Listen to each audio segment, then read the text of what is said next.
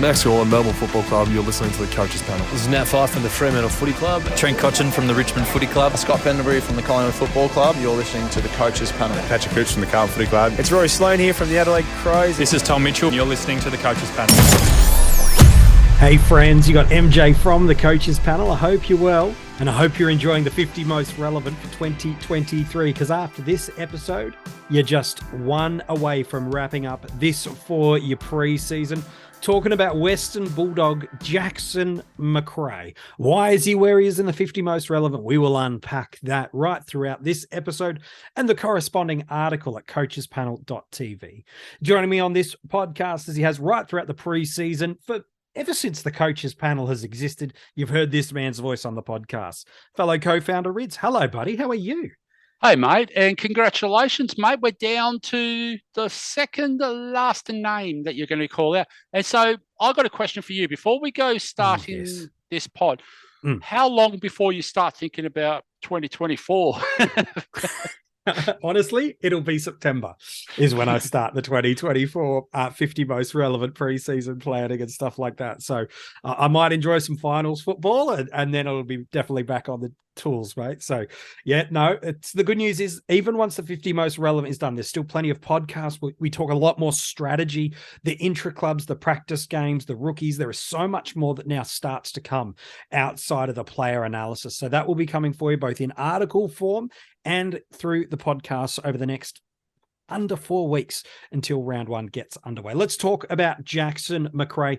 Is still really nicely positioned in his career at 28 years of age to suggest that regression might not be in the cards for him just yet. Midfielder eligible only, and his top score last year came against the GWS Giants in AFL Fantasy and DreamTeam with a 148, while in SuperCoach it was against Rids' Tigers with a 158. Neither of those scores are anywhere near what he's done previously. You can pretty much add another 40, 50 points to get towards some career highs, which both happen to be in 2018 across the formats. 190 against the Tigers in AFL Fantasy and DreamTeam, 189 against the Gold Coast Suns in SuperCoach. It's in that format of SuperCoach that he's been a beast for such a long time, and he'll set you back just under $635,000. It's because he's coming in at that price point due to his average of 115.2. While a 103.4 average in AFL Fantasy and DreamTeam means he'll set you back $916K in fantasy and $938,300 in DreamTeam. Rids, every single year, you can just guarantee on not many things in fantasy football, but pretty much since 2014, we've been able to guarantee ourselves that Jackson Macrae will score like a premium. He'll be towards the top of the tree of our premium midfielders. And even in an underwhelming year, which some would say he had in 2022, we'll look at the stats in a moment. You know, I love my stats. He still finds a way to make himself as one of the most relevant, reliable scorers in fantasy footy across the formats. Yeah, so he's just a gun. You just know, you pay the big dollar because you just know he's the guy that's most likely to actually give you the output for that big dollar. Like he's done it year after year after year for so long now. Why wouldn't you go there? And I mean, there's a certain guy that might have left the Western Bulldogs too, that might have even forced him into the midfield a little bit more than what we've seen in the last year or two. And I think when we'll talk about that absence maneuver that might create that spike in just a second. But last year, his seasonal average in fantasy and DreamTeam was a 103.3. It consisted of 12 tons. 5 of them were above 120. Additionally, 5 further scores over 90. Just twice last year, he dropped his scoring under 80. That speaks to that consistency that Rids just alluded to just before. Before the bye, he was running at an average of 107.4. Now, post-bye, split's not as good, a 98.5, but we'll look at that too in just a moment. He ends the year, even with that slow end to the season, with an average ranked 12th overall in DreamTeam and Fantasy, and he sits 9th for the highest points delivered in DreamTeam and Fantasy for 2022.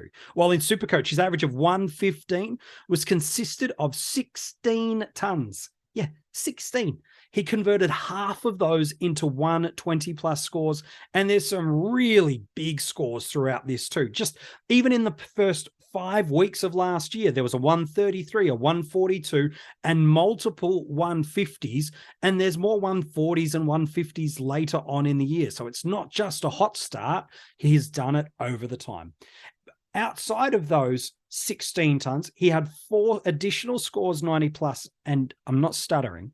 He didn't drop his score under 81s in SuperCoach at all last year. Incredible. Ended the season 6th overall for points, 7th for average.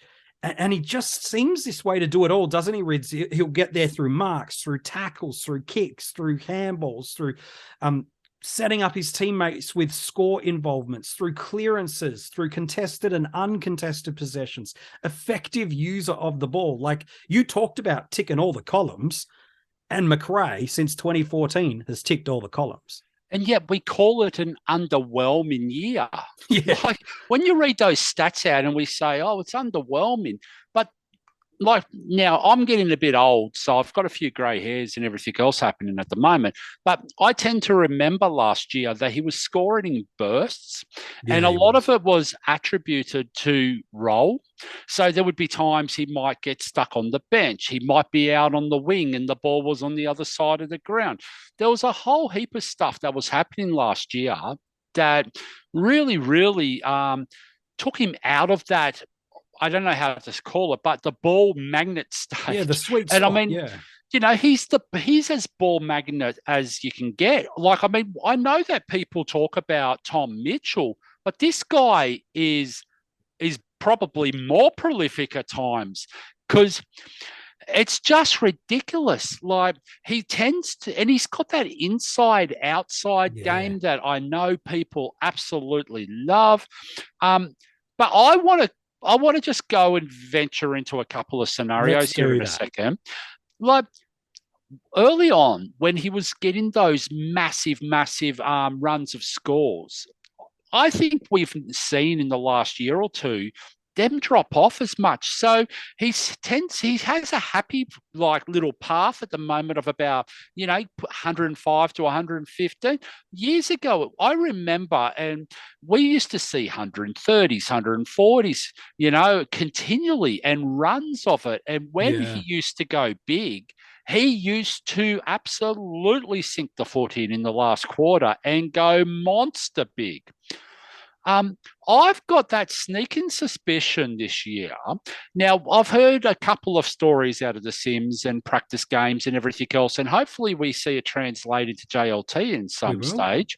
But it feels like that he's gone back to that half forward mid rotation, which is where I think his sweet spot is. Like, I've always hated him having that wing type minutes, Yeah, I just hated it because I felt that he often just wasn't in the play at all.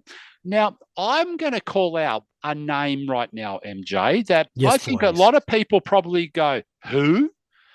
He was someone. But Oscar Baker. Now, former the Bulldogs Demon went and grabbed him. Yeah, they grabbed him in the off-season. And he is as wing can be. He can only really play one spot, and that is wing. Yeah. If he starts getting named in that round 1, round 2, round 3 teams, or if he comes in the middle of the year and it's round 10, round 11, round 12, that means there is absolutely less opportunity for Macrae to be on the wing because Baker, that's the only position he can play. Yeah, it's a really astute pickup. A lot of people have gone Hunter out, who steps into the wing? And they find a way to go, it's Bailey Smith that's on the wing. And maybe that's true. It's Adam Treloar. And maybe that's true. They both have the ability to be an outside. Maybe it's a Bailey Williams who just can't find his way into that half-back flank consistently. Does he push up? Is it Caleb Daniel? There's a lot of unknowns about the Western Bulldogs. And one of the additional unknowns is a guy that was a really regular part of that side, sort of 50% CBAs, 50% off that half forward line. Josh Dunkley has moved out. I think This is not right. A lot of people are expecting Macrae to pop by getting more CBAs. Now, he's averaging about 65% across the year, and he does have moments through the year where he pops throughout the high 70s over the career. But that sweet spot role you've just alluded to, Rids, means we could get ourselves back to what Macrae used to be just a handful of seasons ago. And I'm alluding especially to the seasons of 2018 and the seasons of 2019 and the seasons of 2020 and the seasons of 2021, where in that stretch, his lowest seasonal average in SuperCoach was 121. In that stretch, his lowest seasonal average was a 115. Now, the reason I think that's important, he still picks up those CBAs, but as you mentioned, where he gets lost is sitting on a wing.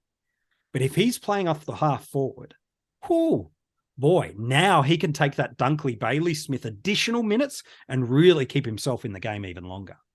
Yeah, it's just absolutely intriguing. Now, one of the things that, and I say that he's been bevoed. That's how I put it. A lot of people have. Because I don't know how many times I went, oh, you little ripper, Macrae's sitting on 50 a quarter time.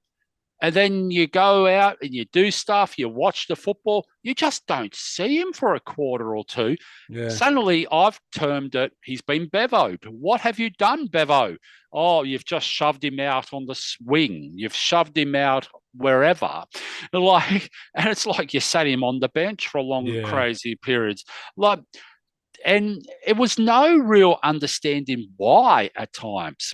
So what I'm thinking that's happening now is if it's that obvious to an old guy like me, surely it's obvious to someone in the Dogs coaching to go and grab Bevo and go, hey, mate, you're playing guys out of their best position here. Let's go back and make life simpler.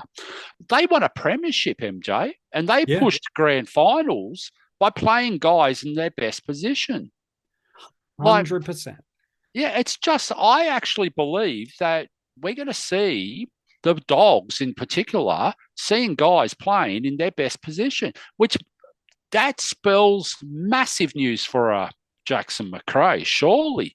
Because if he's able to roam, and we're talking about that, that extra mid rotation, that half forward that pushes further up the ground, pushes around stoppages. If that's what Macrae is, if that's the role, and hopefully we see it in the JLT, I can tell you now his ownership, because right now I'm really surprised by his ownership, but his ownership will, wow, it will go, here's your hot air balloon.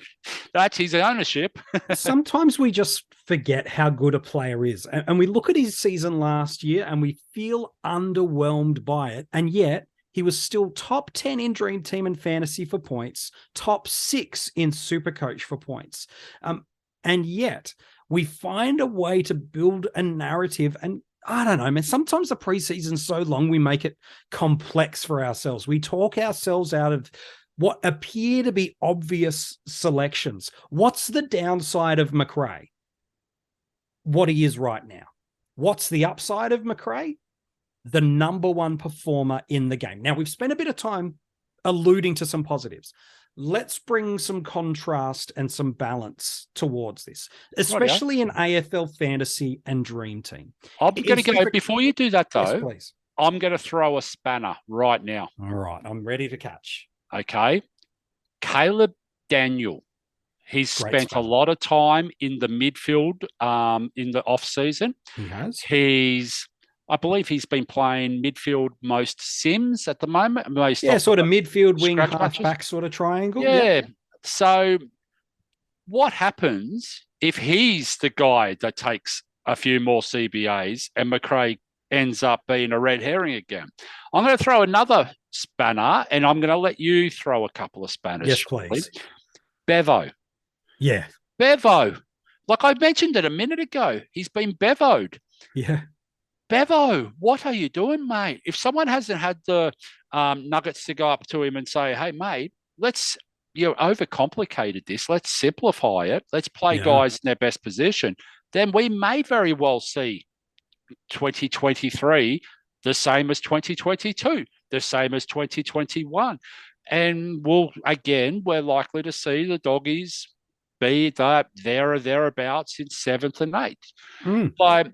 So they're the spanners, okay? And they're the risks. But what I think that happens with the low ownership is people have owned Macrae year after year after year after year because he was that walk-up start option. Yes, he was the guy that finished in your team every single year. And so people are now going, okay, let's get adventurous in pre-season. There's a million content writers, social media people, experts everywhere. More information than ever before, which is awesome. Well, it's great, but it's also complicated and it clouds and it muddies the waters. It can. So what they do, though, is they go in and they get the latest name that's maybe training this or doing that or appeared here in an intra-club match or, and so everyone is changing over and over and over again. But what you'll see come round one, everyone will revert back to their old, I said it the other day, their ex-girlfriends.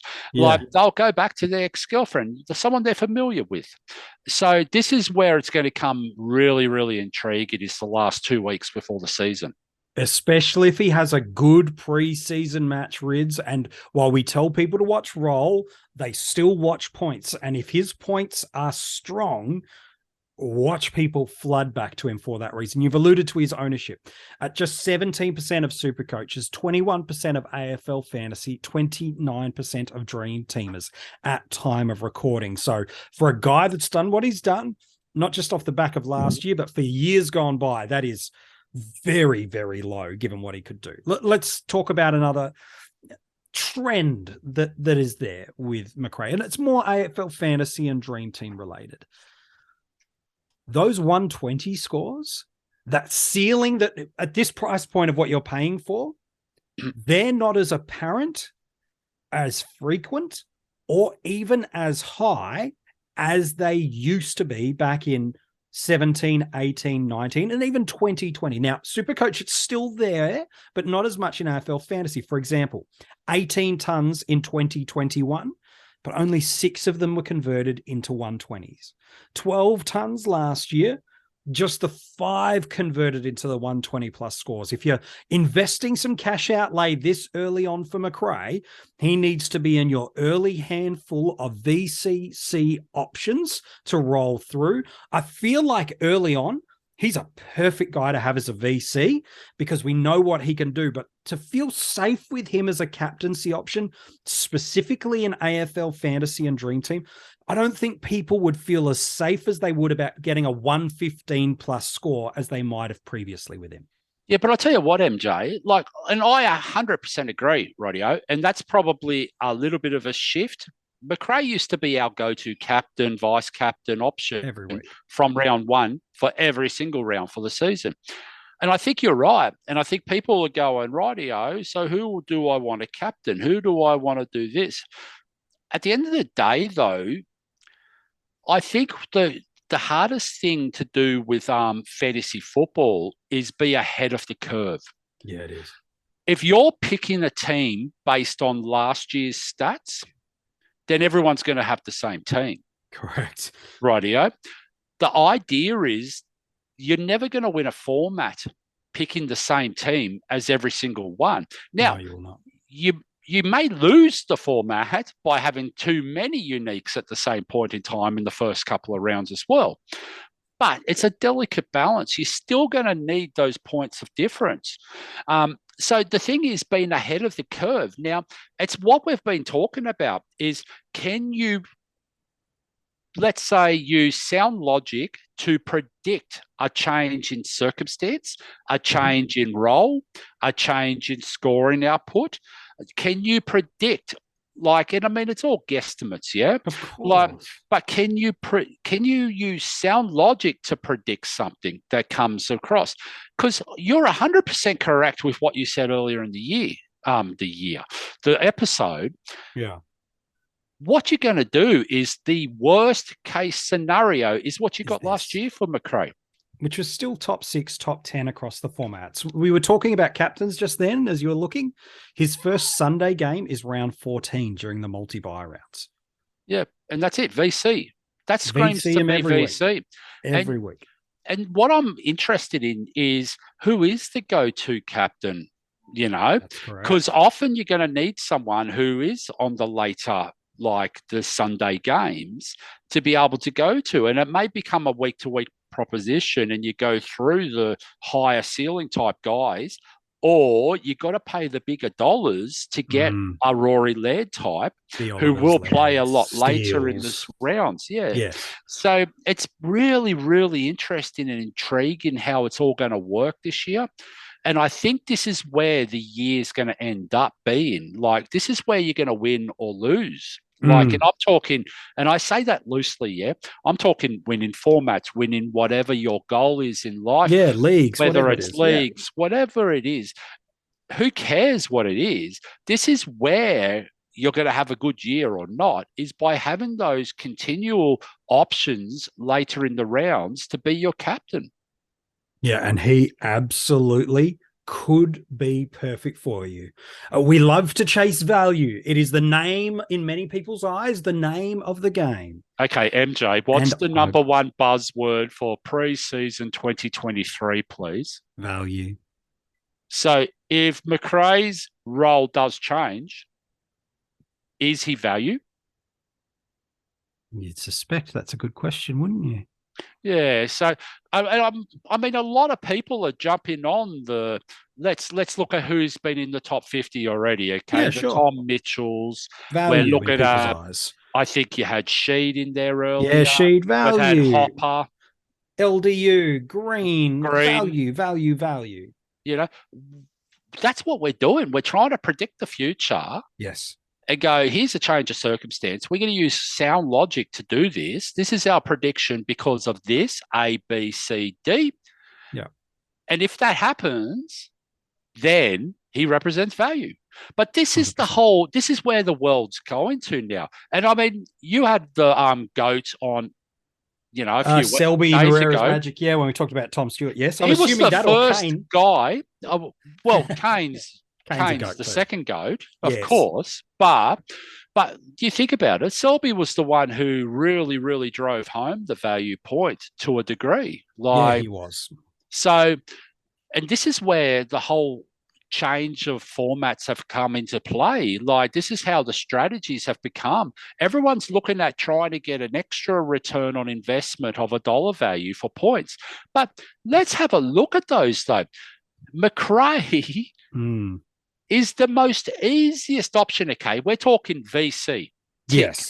Yes. We're talking role change. Well, there's opportunity. There's definitely opportunity that for happen.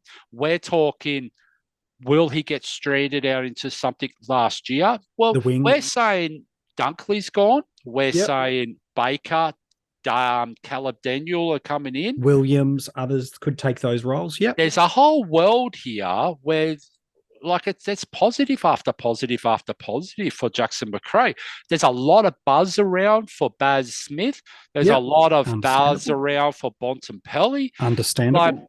And I don't know about you, but this is the first time I feel like Jackson Macrae is actually sliding under the radar a little bit. I can't remember the last time in the past 5 years where Macrae is just being overlooked regularly, and the narrative is, others will pop over him. Okay, that's fine. That's totally fine to assume. But everything points to me for Macrae to go. Could others go past him internally? Sure.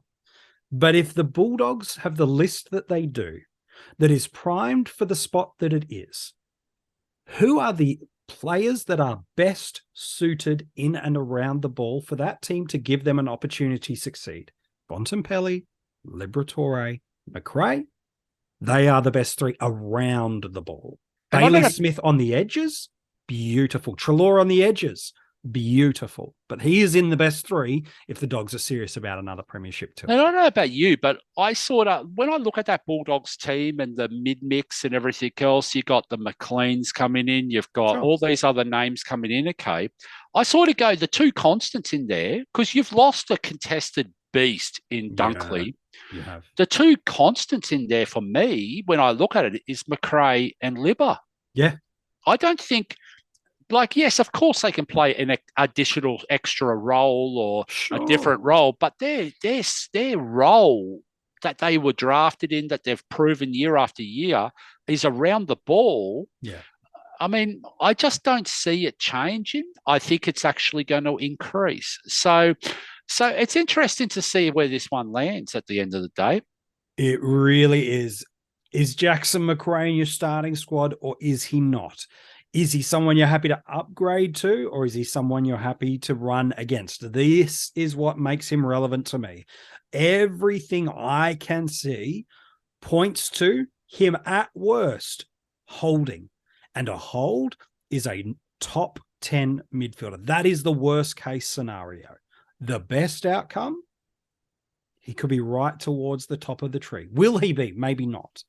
But he's got that opportunity. The ceiling concerns me in AF, but because of that fixture, he's a perfect VC and I don't get too scared by it. Yeah, and I think it's a case of sometimes we have too many mouths to feed in certain midfield mixes. Sure. And whilst we've lost a big eater in Dunkley, what we've done is we've got little leaders coming around and hovering, and Toby McLean, the Caleb Daniels, but what we forget though, and what we tend to forget about that is we go, rightio, we're going to go jump on Bontempelli, for instance. Let's say in AF. Let's just go AF and DT. I'm going to go Bontempelli to take on Macrae. Now that's 100% a viable option. No question about that. But the guy proven year in, year out in those formats is a Macrae. And you're getting him, and you started him, got him. He was always in that last 8, that everyone's done, they completed midfield. It's always in the plan, in the thoughts. He was always the guy's soul. So it's like we're going, okay, no worries. We've done that previously. There's a reason why we did it previously, because he was the best Bulldog option. Yes. And yes, I get it. Let's go try someone else because we're going to try and get that little bit extra point of difference because we see an opportunity. Yeah, great. But make sure you're doing that. And again, it doesn't matter if you start or upgrade. Make sure whoever it is actually a true point of difference and not someone that you're just, putting a bit of icing on that cake to try and sweeten your narrative that you want. Yeah, I think it's some really good advice. What is Macrae going to be? That is the question. We made this point, drive it home really big yesterday on the Jack Steele episode. What do you think? What's your opinion? How did you get to that point of view? And what is the evidence that gets you there? And if that means you see some things about Macrae and the supporting cast and you fade on him as a starting squad, so be it. But the knowledge of what he could be could make him very unattainable early. Equally, you look at what he's been, you look at the lack in AF and DT, the lack of 120s, and you go, no, I don't feel like I could captain him or vice captain him early. So you advise away from him. So I've got one extra point I want to call this out on is be flexible, be agile. Okay, this is the first time in our life I cannot remember having so many trades in SuperCoach, in DreamTeam. AF's got use them and lose them. I think it's like 50 trades now we've got. It's crazy. Don't be cemented in that one view that you had in that 8 weeks of pre-season where you talked everyone away from Macrae, and then when Macrae does come out and goes bang, and vice versa as well. Yeah, exactly. When he goes bang, then go, you know what, I'm going to stay stubborn on this and I'm just not going to adapt and change. No, you've got to move now. It used to be in DreamTeam and SuperCoach, you got to back the premium in. And while you still need to do that to a degree, it does get to that point now, Rids, where you go, oh, I didn't want to get Josh Kelly because I was uncertain about the role and the mix at GWS. Macrae went at a 90, had some weird role on the wing. Kelly popped.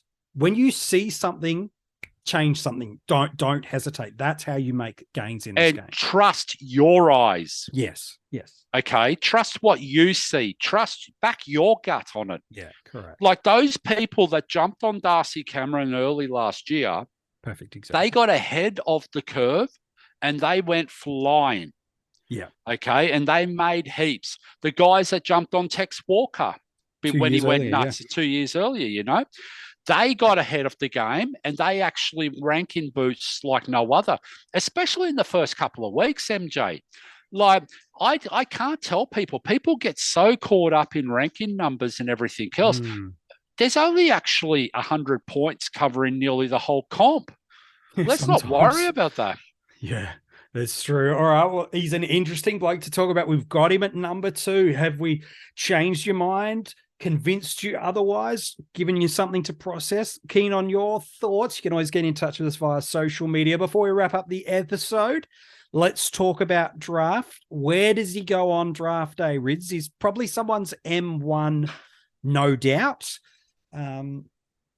He's definitely M1. He's 100% M1, but for the first time ever, MJ, he's sliding out of the first round. I think that's fair. He's actually got potential to slide all the way into the start of the third round in some formats, in some of the drafts and formats. Yeah.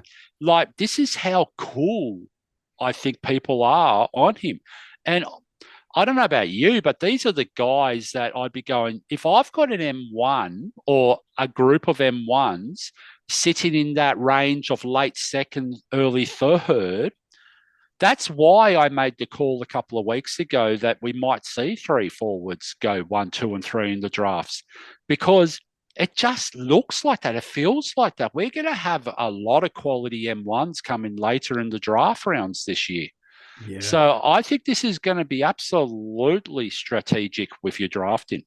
Yeah, I think you bang on the money on that. Thank you for your thoughts on Jack Macrae, Ritz. And I'm going to just call out another thing in the draft thing, just to finish this off totally. Yes, good. I think pretty much mostly the people in the drafts will be probably taking a Bontempelli or a Baz Smith over Macrae if they're all in the draft pool at your pick. Yeah. I really do believe that's where it's heading at the moment. But anyways, MJ, well done, mate. Awesome series again. Thank you. And number one. No one should be left looking at who could fill this spot going, who is it? No one that's been following through the 49 players we've now covered should be going, who is it? That's the wrong question. The question is why. Here's what I'll say, even though you all know who it is. As we have started working on the 50 most relevant, and I joked about it with Rids at the top of the episode, we generally start as a team. And so while it's me that you hear a lot of and see, that it is the team of the coaches panel, all getting involved with research, challenging opinion, putting elements of this list together. And there are players that I put higher that at the end of the day, others on the team go, it's your list, mate. Do with it as you will. Maybe you thought that way about Clayton Oliver. Maybe you thought that way about Tim Taranto. Maybe you thought that way about James Warp. The point is, every single player in this 50 has moved a position at least once, except the guy at number 1. He's been number 1 all preseason. He hasn't moved, and it's not for a lack of trying. So why is this guy the most relevant player? I'll tell you tomorrow in the 50 most relevant.